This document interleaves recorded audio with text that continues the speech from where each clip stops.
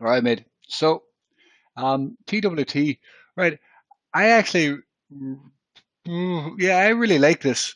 Um, the problem is, I mean, there's been 20 or 30 green days in a row, basically. You can see right here, there's been 30 bars in a row, and they've all basically been green. I mean, there's no point even counting these tiny little red candles. Every day for the last 30 days has been green. It's a very good sign. It also means we're late to the party, of course. But, overall, I still really like this. Um, any dip, and there should be some sort of a dip, any dip, whenever that comes, I think is a very good buying opportunity.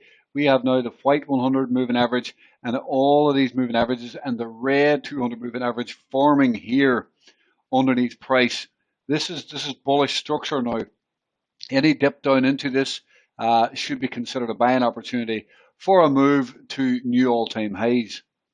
At this point, it's looking really good. I just don't like the FOMO buy.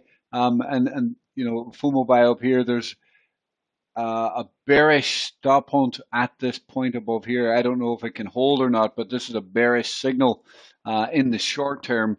Let's hope we can get that dip. If we get that, I'm going to set some alarms down here actually.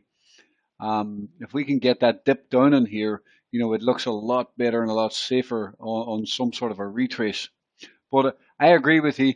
I have no idea about why CZ should pump this or whatever. But as far as the chart goes, it's looking really good.